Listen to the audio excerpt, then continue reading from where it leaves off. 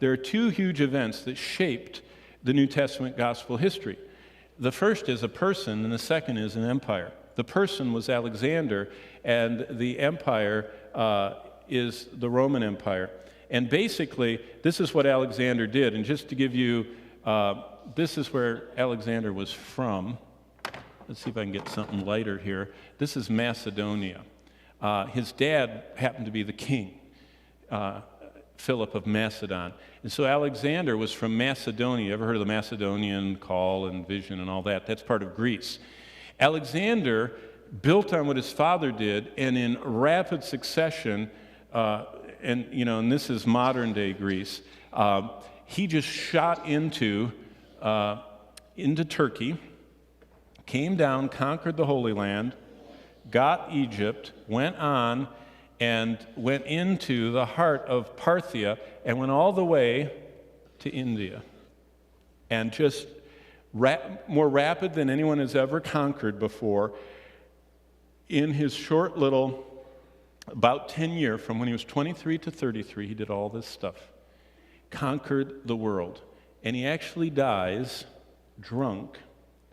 He was in a drinking party. There's Ecbatana.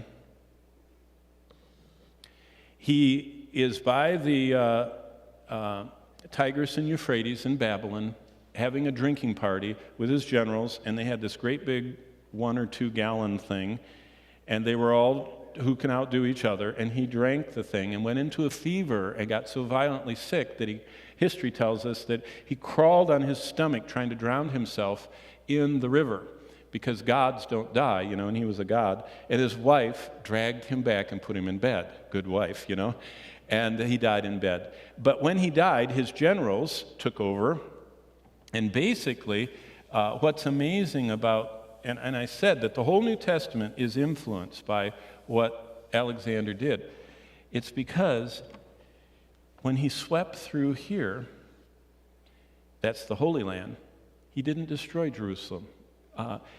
He heard that there was a prophecy about him, and the high priest came out and shared and read to him from Daniel's prophecy, which talks about Alexander coming.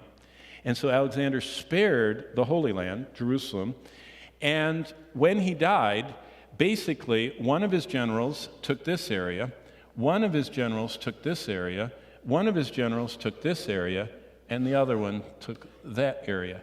And the 4 divisions of his empire became the backdrop for the intertestamental period between Malachi and Matthew. But what they did in all these pink areas, they made there be one language, and it was Koine Greek.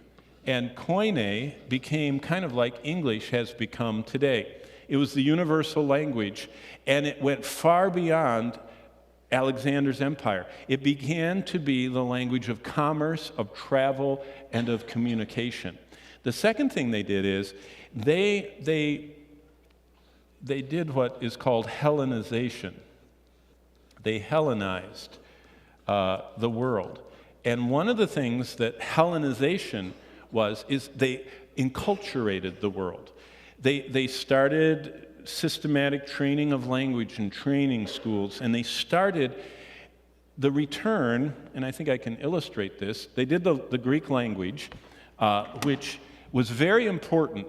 If Galatians 4, verses 4 and 5 say that God sent Christ in the fullness of time. In the fullness of time, God sent forth his Son, made of a woman, made under the law, to redeem those that were under the law.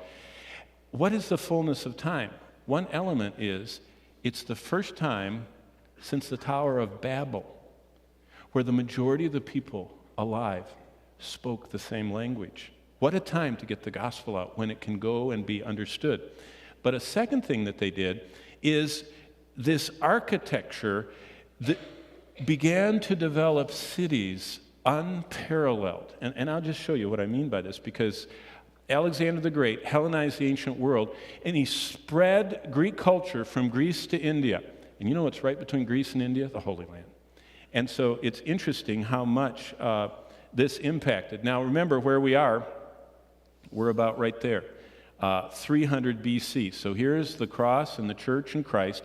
And right in here is where Alexander would have lived. And so it's 300 years before Christ.